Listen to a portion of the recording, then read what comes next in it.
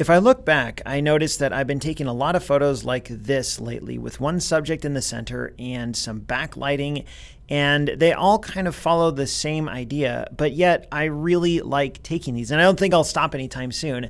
It's really interesting. It's 2020 and the end of 2020, and it was almost, let's see, 7 years ago that I got the camera that I used to take this shot, my D7100, and boy, probably 8.5 years ago since I got the lens I used, my 50mm 1.8.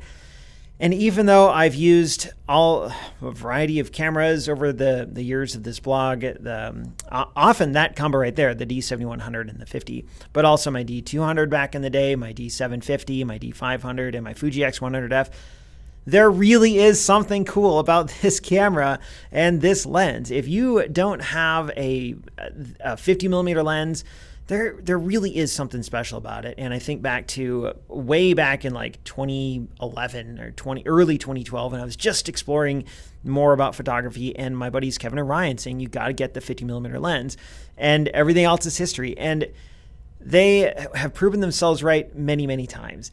And this photo is a great example. It's not an all-purpose lens. It's not the lens that you want to use for everyday photography all the time. It's really good for these types of shots. This is almost like a portrait shot of a flower. And if this is what you're going for, man, does this lens work great. And it's not even an expensive lens. You can get a 50mm lens for Nikon or Canon or Sony for not too much money. It's such a great lens. And this picture is a good example why.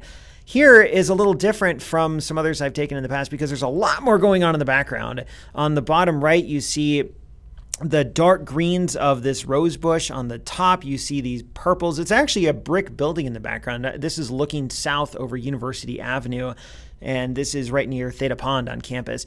And you've got this really smooth, blurry background. I think this was f2.4 that I shot this, and the subject itself is tack sharp. There's nothing special about the composition of this photo, but I really like doing this type of photo. In this particular one, I really like the colors. I like the bright white or bright pink of the flower and the rich greens in the background. I tried to get some accent colors, I guess, or some accent bokeh. There's cars that would occasionally drive by in the back, very occasionally, because it's pandemic and there's just not much traffic around. And I tried to get a picture where there was a car like reflecting light off of its windshield or something like that. It never quite worked. And I've got a similar photo that I linked to on the blog that I took probably about a year ago.